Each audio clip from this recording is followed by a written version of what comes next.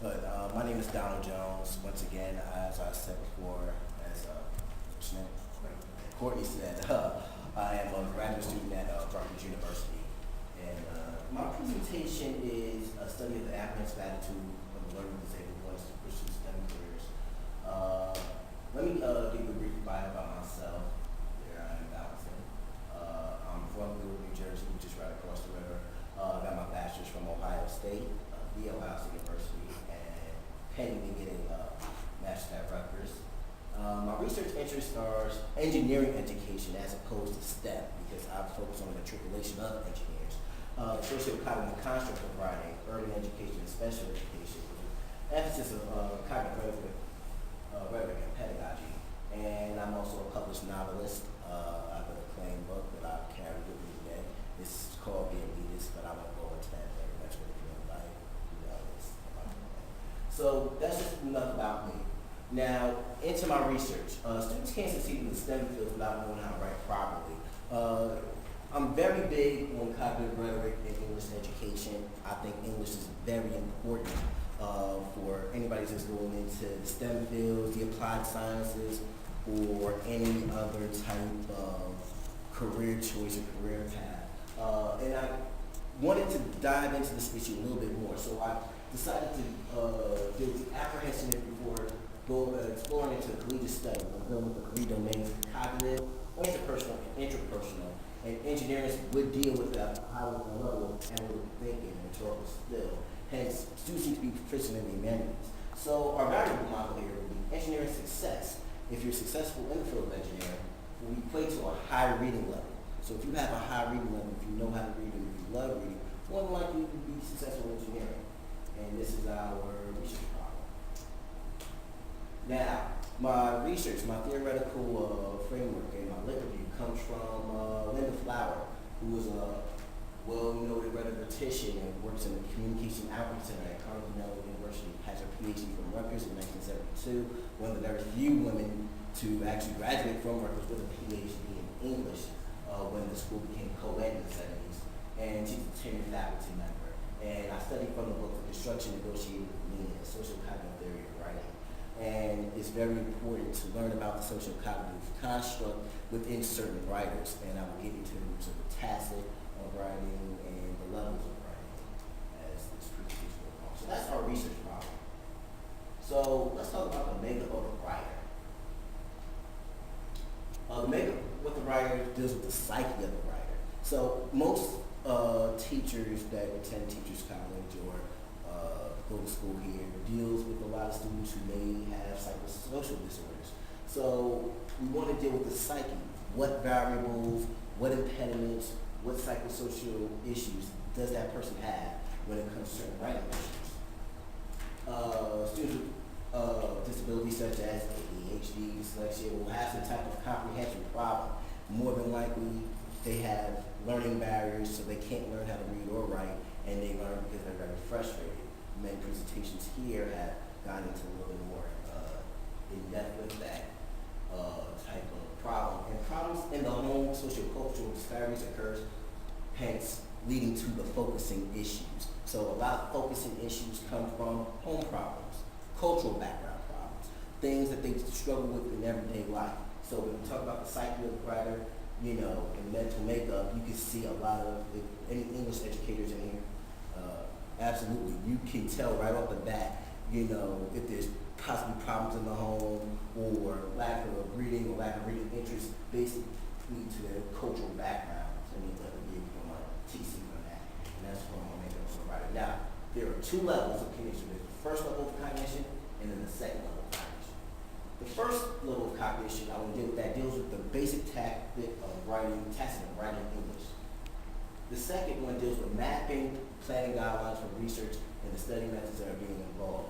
So you're dealing with the first tacit of actually learning how to write, presenting your research, planning out, your writing skills, or planning out what you're going to say. So planning, schema-based planning, which I'll discuss a little further, deals with that. I didn't mean to do that. Let's see the next one. Big point right here. More experienced writers has a better metacognitive process than those who do not due to their previous knowledge of well-constructed writing. So if you've read a lot, if you can sit there and read and just absorb reading, you can get the level of reading.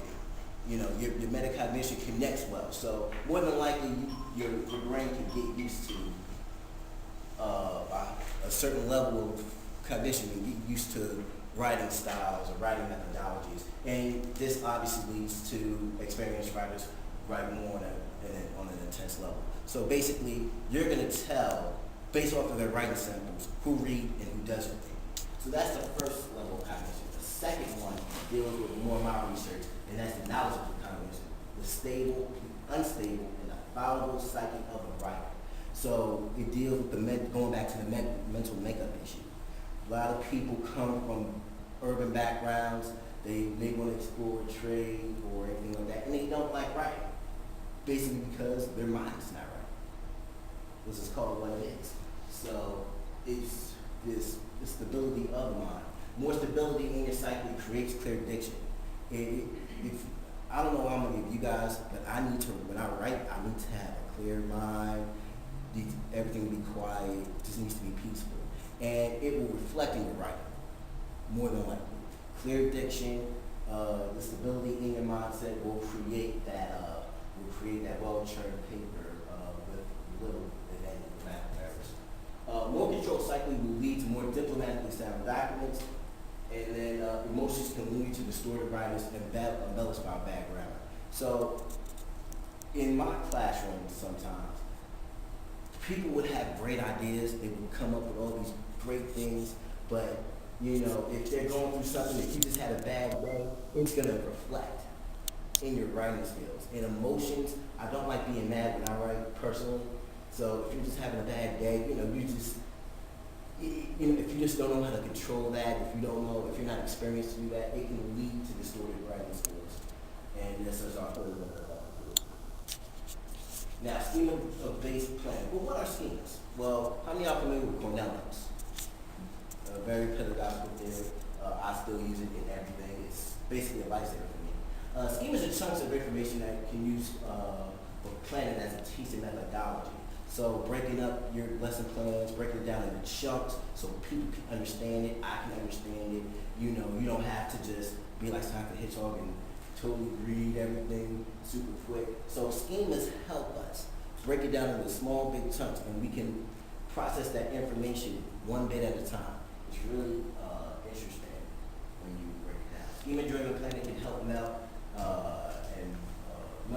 out a plan what the student is trying to comprehend, as well as gather all the information because of the psychological makeup already noted. And note-taking strategies are a way to connect the students to reading comprehension as well as achieve success in the classroom. Proper planning, organization. As somebody who's learning disabled himself, who I've had a great deal of trouble learning how to plan out my time and plan out what I'm trying to say. The way I wrote my novel was, I basically used schema-driven planning. Cornell notes, broke down every chapter, henceforth I got, my book. So note-taking strategies is very essential for writing success. So, that's Cornell notes. Let's deal with our domains. We have the cognitive domain, which is strategies, knowledge, and creativity. Basically, how well you can create, how well or how innovative are you. So critical thinking, thinking outside the box, having the ability to think outside the box, and then reasoning and argumentation, basically reading comprehension. So we're going to measure the cognitive domain. So basically, it's all about creativity. Then we're going to go to the interpersonal domain, and this is where you can see skewed data a little bit when we gather our data, because it deals with teamwork. In engineering, a lot of professionals don't last in the field all that great because of bad teamwork skills. Teamwork is highly, highly important in the field of engineering because basically you're working along with other engineers. You can be as great as possible as applied science, but you'll never go nowhere unless you communicate with others.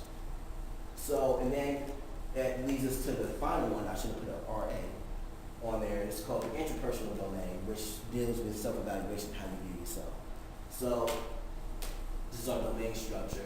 So basically, I'm gonna go through this in a minute. The research objective is to find students that are performing in school. I have a target interview goal of 150 to 200. That's the below average interval on the NJAX, which is the state assessment, and a C lower in English for those juniors and seniors who want to profess a career in engineering. So my research design is a qualitative analysis will be coding at the nodes. Students' response will be recorded by using NVO QSR software. Responses will be coded on a confidence scale from 0 to 5, and that's our research design. Our sample plan will consist of two groups. One will be labeled learning disabled with the X variable, or Y variable will be labeled non-learning disabled, but they both have low reading scores. They will be focusing on the 3 domains I mentioned before, and juniors and seniors are selected for the study group for I wanted to focus more on the variable model. So we have our LD group, and we have our non-LD group. And from we have our cognitive, interpersonal, and interpersonal domains. From that, we can get our attitudes towards writing plus our STEM career interests. So that's our main goal that we want to get here. We want to get this group, and we want to find out how well they can create, how well they work with others, and how high is their self-esteem. And then from that, we can project our values within attitude towards writing and STEM career interests. And we get to move on from there. So basically, and this is the heart of our thing. Our students' responses will create and be a building block for writing apprehension in STEM urban theory. And from that, the results will be shaped in more the detailed terms, the grounded theory element. So how many of y'all familiar with grounded theory? Absolutely. It's when we take our data, and instead of the theory shaping our data shapes our theory. So with that, our students' responses will actually add on to the theory of writing apprehension within the STEM schools who profess a career in engineering. So it will add on to the significance of the study. So what is our overall significance? The significance of the study is to see what barriers deter students' attitudes towards writing and pursuing a STEM field. Within my field of engineering education, a lot of scholars argue about retention rates and what are engineering professors doing wrong. Actually, I've kind of theorized that the other way. What are our students not getting that they're not succeeding in engineering? What variables, what barriers are in place? Because engineering is more interdisciplinary than other fields. The coursework that they're getting, are they pursuing a trade, or they're pursuing a trade, or they're getting ready for a trade, or they're going for a pre-engineering curriculum? So that's the big time difference. Or is their reading skills more suitable for a trade or a vocation, or are they ready for a 4-year engineering study? So that's one of the big variables that we're going to try to find out. Increase reading and literacy advocacy to think more critically and advance the STEM movement. It is very important for STEM and English not to fight against each other, but to work together. And that's my big home run hitting statement, and a building block and a pillar for the foundations of engineering education. So what am I trying to say? This is just a pillar. It's just one of the foundations, just a solidified rock of the engineering education scale. Because engineering education focuses more on the STEM bureaucrats and engineers getting together and just to find out what's wrong. And this is the way we teach engineering. We have to get really down to the social, philosophical, and literacy part of STEM engineering education. And so this is why we're excited. And I would like to say thank you to Columbia University BSN, Rutgers University in Newark, or Rutgers University SAS in New Brunswick, and my undergraduate alma mater, Ohio State University, EHE office, and New Jersey Institute of Technology. And I'll take any questions at the end.